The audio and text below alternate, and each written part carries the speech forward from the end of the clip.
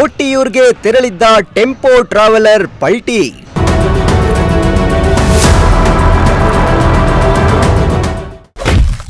ಟಿಟಿಯಲ್ಲಿದ್ದ 20ಕ್ಕೂ ಹೆಚ್ಚು ಮಂದಿಗೆ ಗಾಯ.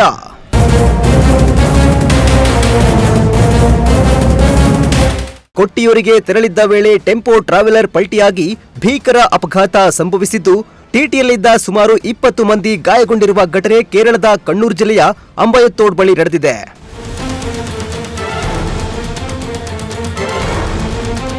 ಇನ್ನು ಕೊಟ್ಟಿಯೂರಿಗೆ ತೆರಳುತ್ತಿದ್ದ ವೇಳೆ ಏಕಾಏಕಿ ಚಾಲಕನ ನಿಯಂತ್ರಣ ತಪ್ಪಿ ಟಿಟಿ ಪಲ್ಟಿಯಾಗಿದೆ. ಪರಿಣಾಮ ವಾಹನದಲ್ಲಿದ್ದ ಪ್ರಯಾಣಿಕರು ಗಾಯಗೊಂಡಿದ್ದು, ಗಾಯಗೊಂಡ ಸುಮಾರು 20 ಮಂದಿಯನ್ನ ಸ್ಥಳೀಯರು ಹಾಗೂ ರಕ್ಷಣಾ ಸಿಬ್ಬಂದಿ ತಕ್ಷಣವೇ ರಕ್ಷಿಸಿ ವಯನಾಡು ಜಿಲ್ಲಾ ಆಸ್ಪತ್ರೆಗೆ ದಾಖಲಿಸಲಾಗಿದ್ದು ಚಿಕಿತ್ಸೆ ನೀಡಲಾಗುತ್ತಿದೆ. ಕೆಲವರಿಗೆ ಗಂಭೀರ ಗಾಯಗಳಾಗಿರುವ ಶಂಕೆ ವ್ಯಕ್ತವಾಗಿದ್ದು, ವೈದ್ಯರು ಚಿಕಿತ್ಸೆ ಮುಂದುವರೆಸಿದ್ದಾರೆ. ಸದ್ಯ ಅಪಘಾತಕ್ಕೆ ನಿಖರ ಕಾರಣ ಏನು ಎಂಬುದು ಇನ್ನಷ್ಟೇ ತಿಳಿದು ಬರಬೇಕಿದ್ದು, ಸ್ಥಳೀಯ ಪೊಲೀಸರು ಪ್ರಕರಣ ದಾಖಲಿಸಿಕೊಂಡು ತನಿಖೆ ನಡೆಸ್ತಾ ಇದ್ದಾರೆ. Bureau report, Prajashakti TV, Kerala.